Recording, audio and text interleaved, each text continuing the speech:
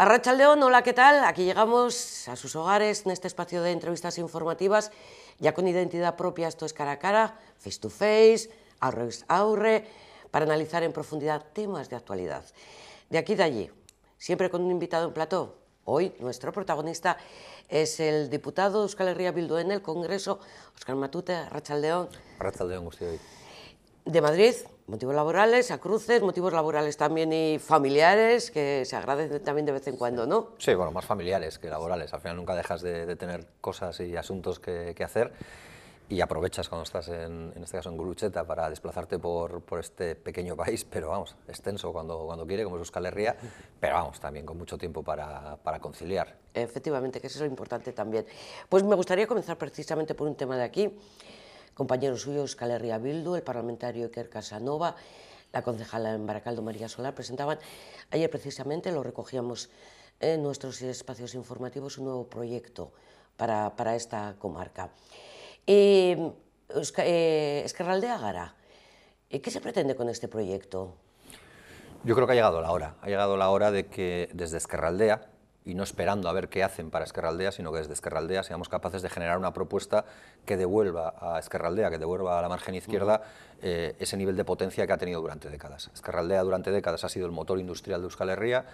han sido sus hombres y mujeres quienes han generado la riqueza que se ha disfrutado en todo el país, en todo Euskal Herria, y yo creo que es el momento de que esas mismas gentes, esas personas que generaron la riqueza, sean capaces de generar la propuesta que devuelva a Ezkerraldea a ese lugar de honor, de privilegio que tiene que tener por todo lo que ha dado al país, porque lo que no es normal es que la desidia institucional de los diferentes gobiernos hagan que Ezkerraldea sea líder, pero líder en desempleo, líder en contratos precarios, líder en rentas más bajas, líder en precariedad, en definitiva. Yo creo que es el momento, como digo, de que desde nosotros y nosotras seamos capaces de generar una propuesta. Yo creo que ese es el ánimo que mueve la propuesta de Ezkerraldea Gara, que las gentes de Euskal Herria Bildu se han propuesto llevar hacia adelante con mucha ambición, que es la de contactar con todos los agentes sociales del Eskualde, de la comarca, con todos los agentes sociales de todos los pueblos de la comarca, para escucharles, para recoger las propuestas, cuál es la visión de la margen izquierda que quieren para el presente, pero para el futuro, porque no queremos que Ezkerraldea sea el lugar de recepción de contratos precarios, de grandes plataformas logísticas que pagan mal y tarde a sus empleados y empleadas, y que el horizonte que le demos a nuestros hijos y nuestras hijas sea el de trabajar como peones en estas empresas de logística o en estas empresas de traslado de mercancías que auguran un futuro muy inestable y un futuro muy precario, sin un horizonte digno para las vidas de nadie. Yo creo que es ese el momento de que las gentes, sobre todo eso, de que las gentes de Ezkerraldea, que las mujeres y hombres de la margen izquierda vuelvan a cargarse la comarca a sus espaldas, pero esta vez para proyectarla hacia adelante y hacia un horizonte de dignidad y de justicia para la gente que le ha dado todo. ¿Y cómo se va a hacer? Porque entiendo que se van a recoger propuestas de los ciudadanos, entiendo que no solamente económicas, ¿no? Nosotros no tenemos recetas mágicas, lo que sí que podemos constatar, y este es un hecho, es que las instituciones no parecen tenerla, porque cada vez que planteamos que hay que hacer algo con la margen izquierda, se nos dicen buenas palabras, pero los hechos son otros muy diferentes, y es que seguimos siendo, como digo, los líderes en paro, en desempleo, en precariedad, en rentas bajas, y es el momento de darle la vuelta a eso. Si las instituciones no quieren atender esa demanda, pues creemos que una zona tan poblada como es la margen izquierda, tan importante por lo que fue, pero también por lo que es, tiene que coger las riendas de su futuro, y lo que hacemos desde Euskal Herria Bildu es un emplazamiento de interlocución, de diálogo con todos los agentes sociales, sindicales, de todo tipo que hay en la margen izquierda, para entre todos y todas empezar a establecer cuál es la hoja de ruta que queremos para nuestra comarca, que queremos para nuestro territorio, y a partir de ahí, en un proceso de metodología, de intercambio de opiniones, de concreción de la propuesta, y en unos meses tener una propuesta aterrizada con la que podamos ir a exigir a las instituciones que hagan lo que tienen que hacer, lo que nos deben desde hace décadas, pero también a que la gente recupere un orgullo de pertenencia a una comarca que es la margen izquierda, que, como digo, tiene mucho de lo que enorgullecerse por todo lo que ha dado a este país y por todo el esfuerzo que ha supuesto para muchas gentes en la margen izquierda, en Ezkerraldea, hacer que Euskadi fuera ese oasis que algunos dicen en términos de riqueza, de renta y demás. Pues creemos que la gente tiene que atreverse a soñar, tiene que coger esos sueños y sentirse orgullosos de esos sueños y pelearlos hasta el final. Es la primera vez que un partido político pone en marcha un proyecto de esta envergadura. Comentaban ayer que iban a participar pues más de un centenar de personas o agentes. No sé si es la primera vez que un partido político hace eso, sí sé que es la apuesta más ambiciosa que Euskal Herria Bildu ha hecho para Ezkerraldea y sé que es una apuesta que cuenta con todo el aval de Euskal Herria Bildu y que además cuenta con toda la ilusión militante de las personas que componemos Euskal Herria Bildu en la margen izquierda, que creo que somos reconocibles porque es gente que ha estado en todas las peleas por dignificar la vida de la gente que se han dado en este país, ya sea para mantener centros de salud, ya sea para mantener servicios sociales, ya sea para mantener o para pelear contra la desindustrialización que hemos venido sufriendo desde hace décadas. Por tanto, toda esa gente está ilusionada, toda esa gente tiene que servir de tractor, de motor o de tracción para atraer a mucha más gente, a toda esa gente joven, que son los hijos de los obreros que levantaron este país, para que ellos y ellas también sientan el orgullo de pertenecer a esta realidad que es la margen izquierda, que es una realidad de clase trabajadora, pero que es una realidad sin la cual no se puede entender ningún país y mucho menos Euskal Herria. Por tanto, desde ese orgullo queremos construir una propuesta que pase por encima de las inacciones y de las incomprensiones que otras instituciones parecen tener para con las exigencias que planteamos. Y por tanto no es un esfuerzo solo de Euskal Herria Bildu, no trata solo de construir un programa electoral para Euskal Herria Bildu, ni mucho menos. Trata de construir una propuesta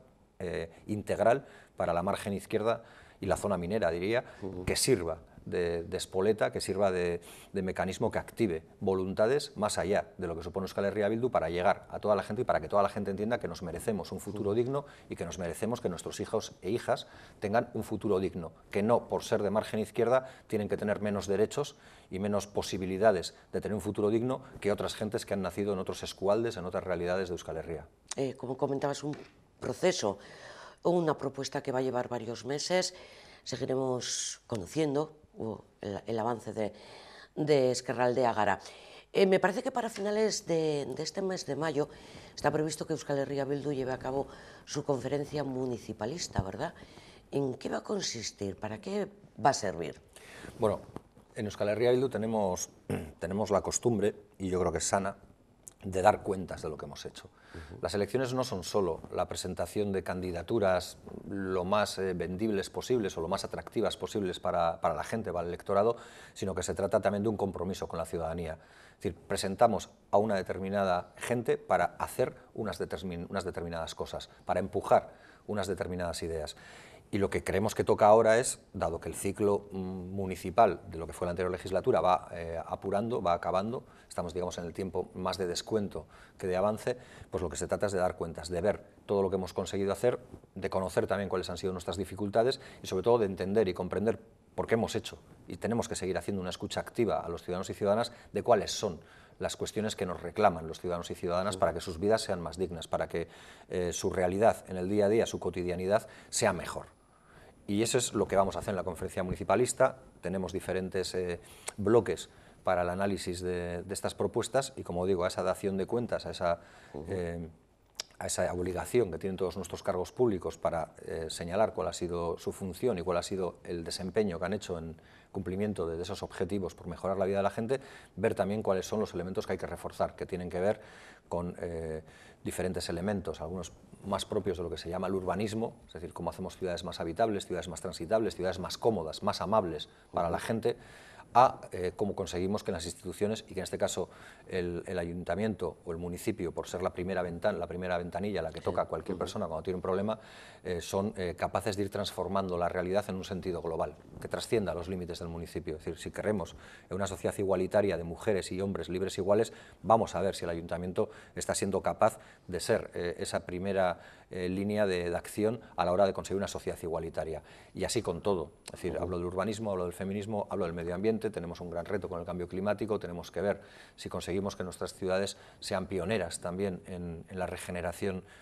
ambiental y sobre todo en el freno al cambio climático que estamos ya sufriendo, pero que vamos a padecer de manera muy intensa en los próximos años, si no décadas, para hacer, como digo, ciudades que contribuyan a mejorar la vida de todos y todas, no solo en ese municipio, sino en el conjunto del país y yo diría que del planeta. Y como digo, por ahí va a haber también diferentes líneas de actuaciones. En definitiva, es una convención de los cargos públicos de Euskal Herria Bildu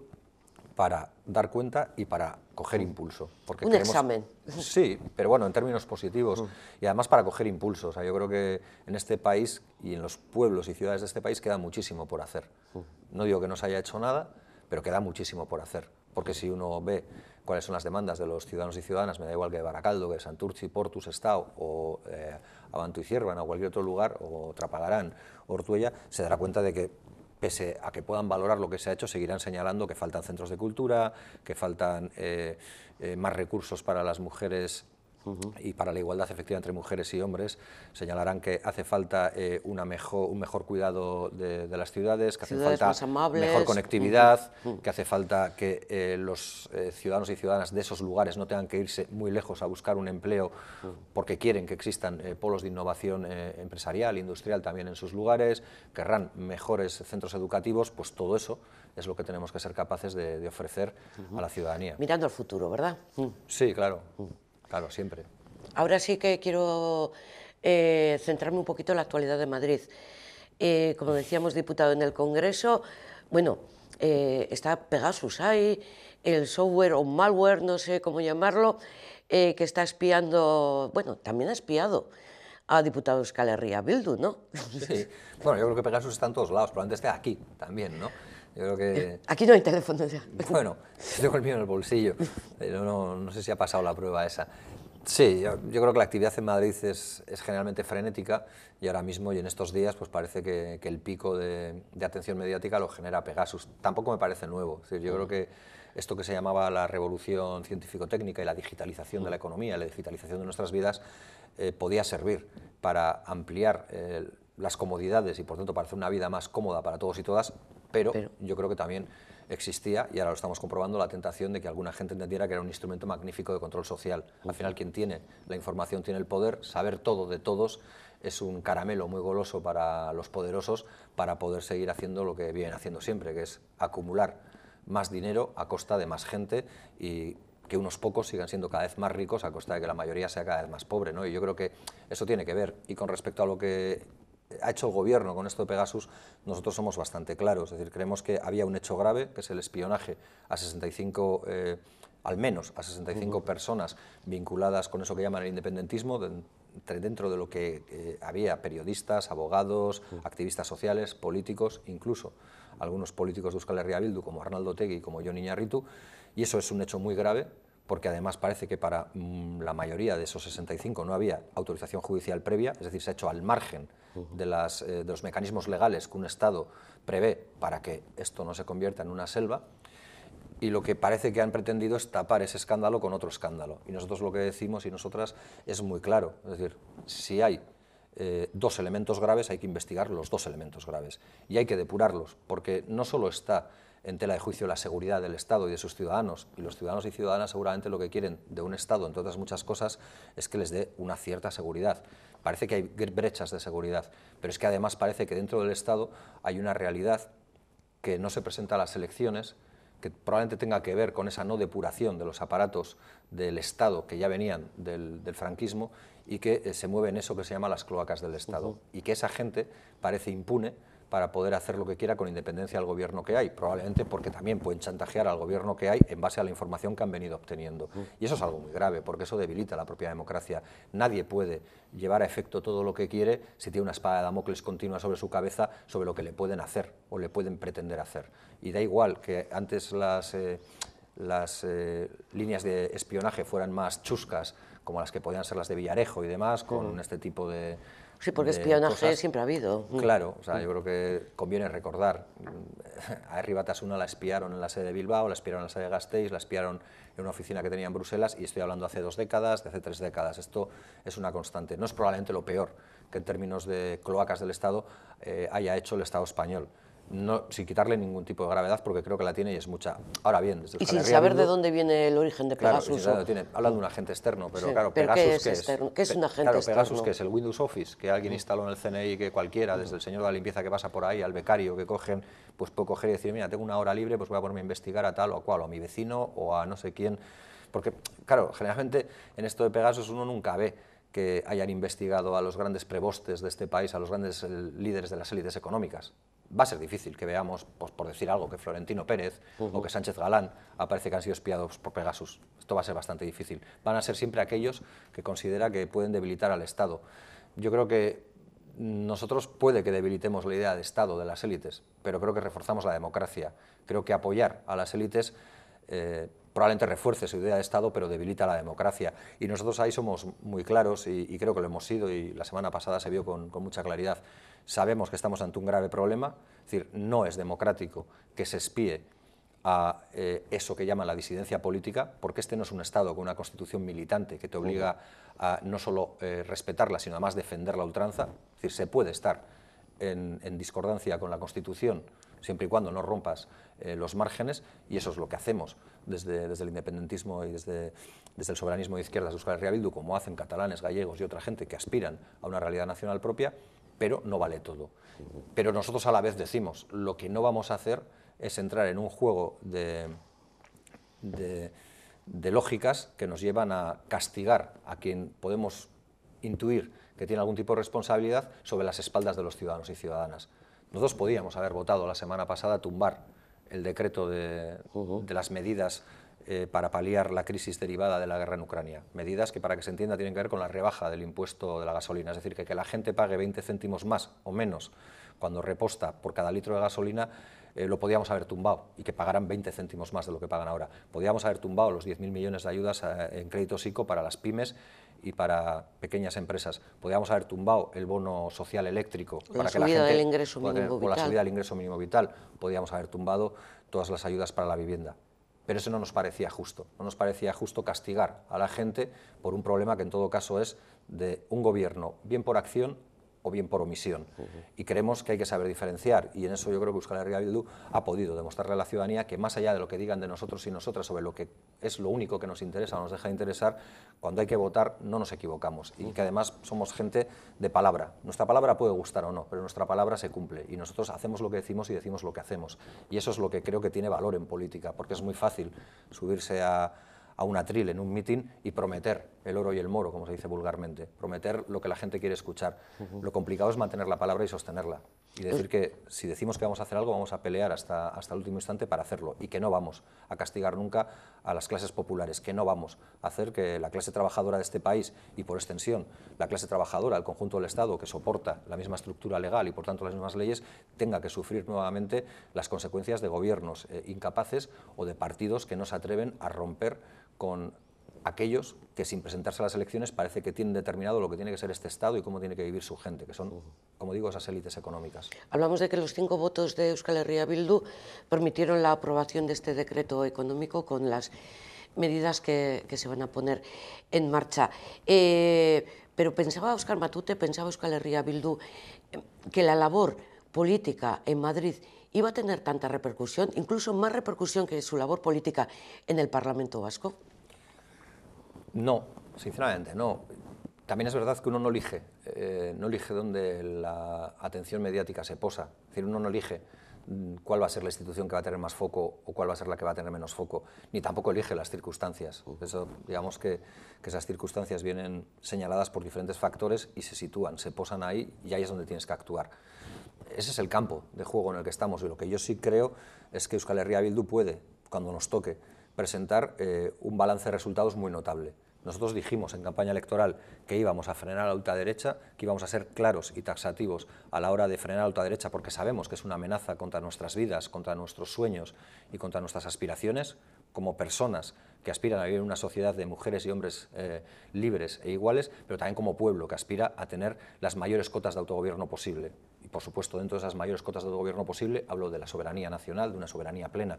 Sabemos que el enemigo es la ultraderecha, pero a la vez también decimos, no nos vamos a contentar solo con ser quienes accionan el voto no a cada propuesta de la ultraderecha, sino que vamos a empujar a este gobierno a que haga políticas de izquierdas, porque creemos que a los gobiernos que se han autoproclamado de izquierdas en el Estado español no les sobra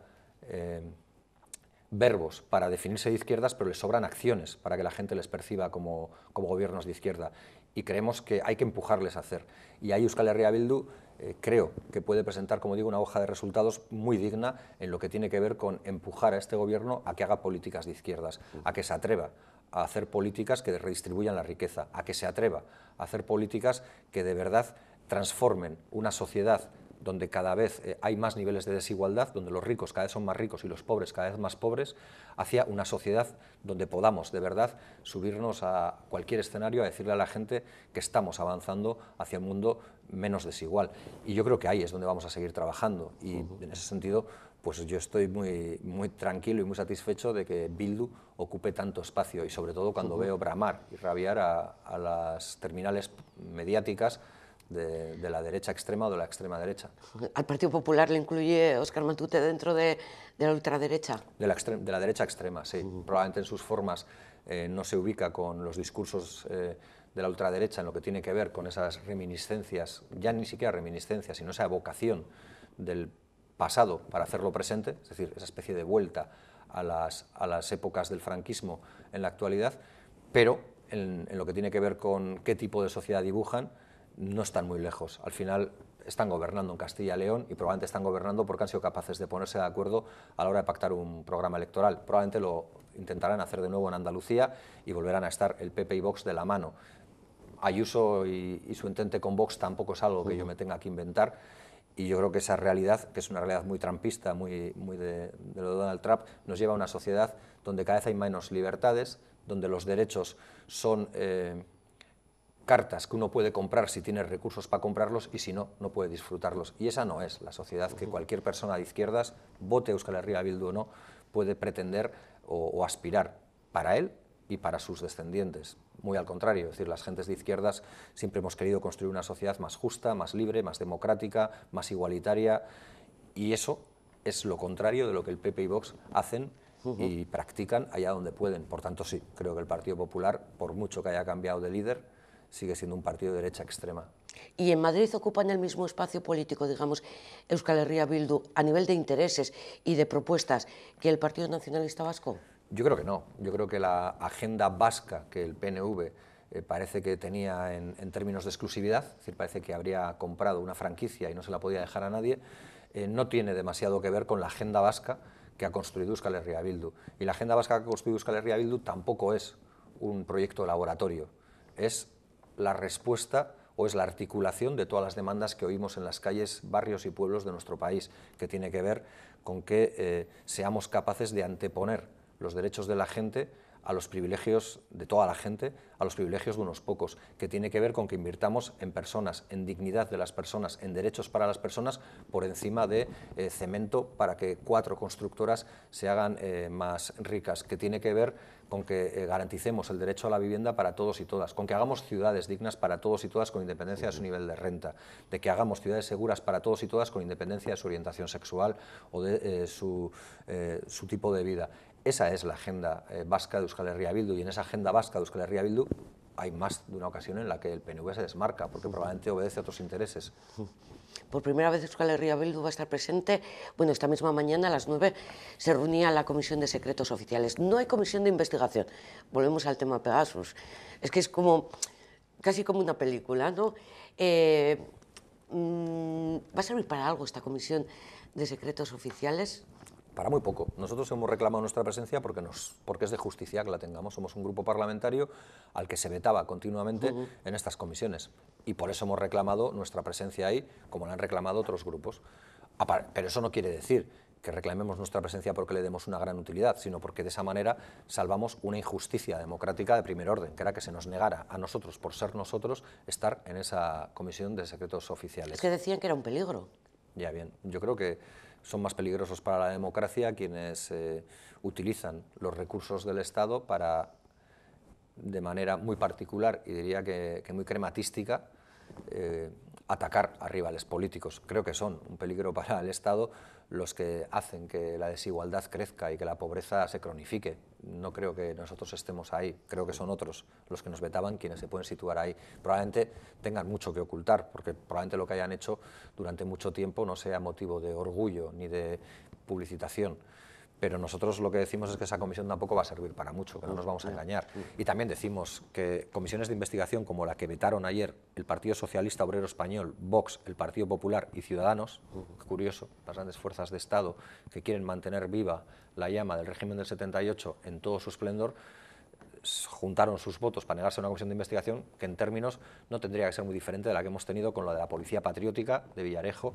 u la de la propia trama Gürtel, ¿no? Porque ahí también hablábamos de cómo se filtraban informaciones que decían que los servicios, en este caso secretos del Estado, habían investigado a unas u otras personas o habían sido puestas a trabajar para unos u otros intereses, que no los del Estado, sino particulares y propios, en este caso el Partido Popular, con sus casos de corrupción, que no son pocos. Y ahora pues parece que se han negado, y en esta comisión de secretos oficiales, que será la otra pata, pues yo creo que la gente tiene que saber que en esa comisión, por ley,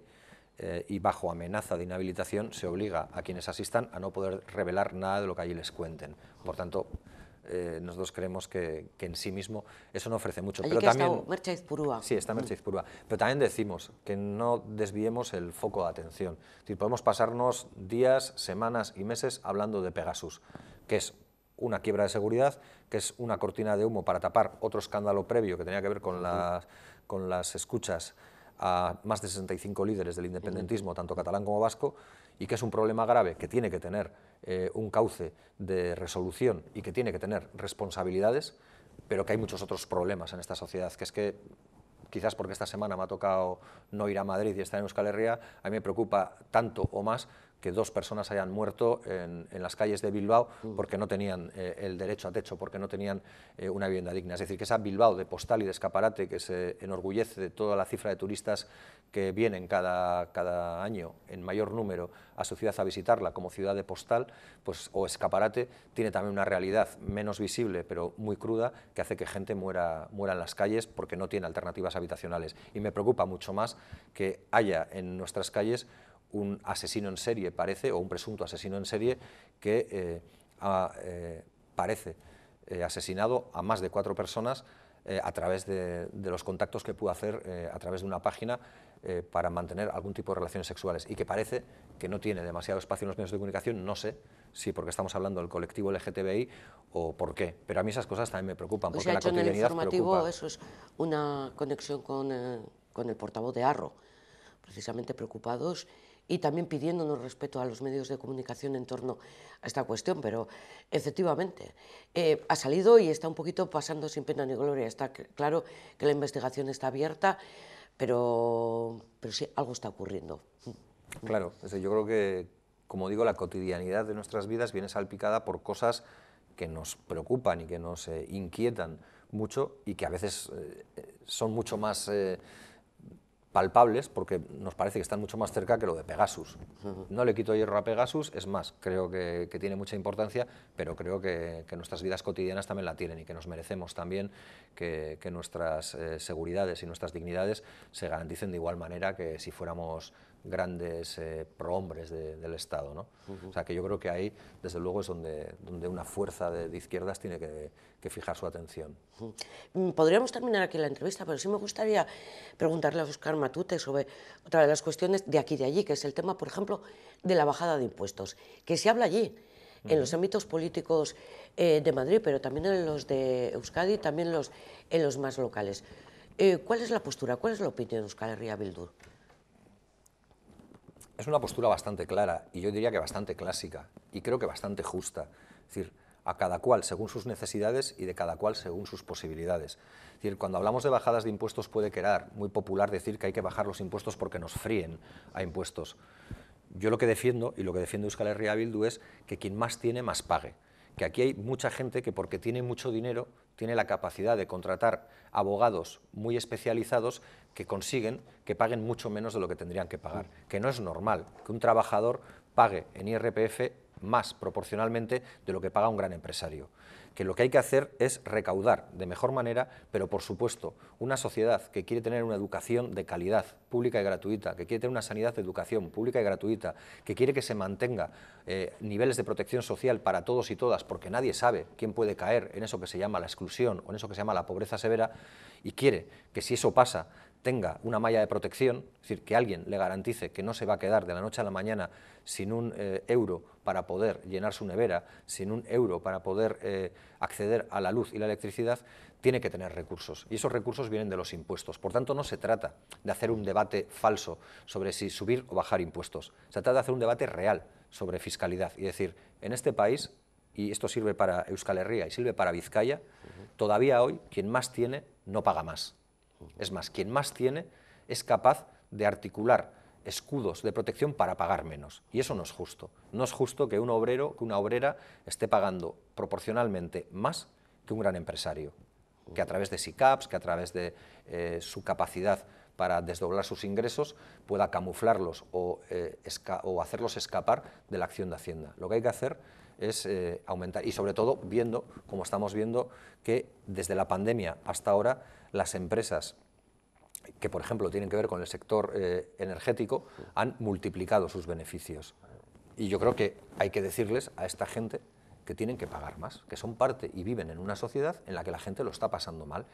y que lo está pasando mal mientras ellos están enriqueciendo mucho, probablemente más de lo que pensaban, y que, por tanto, no sé si como buenos patriotas o no, pero que les toca aportar más, y les toca aportar más porque tienen más. Yo creo que esa es la lógica que tiene que imponerse en impuestos, porque si no, pues iremos a una sociedad, como decía antes, donde los derechos sean una suerte de privilegios a las que solo podrán optar los que tengan dinero,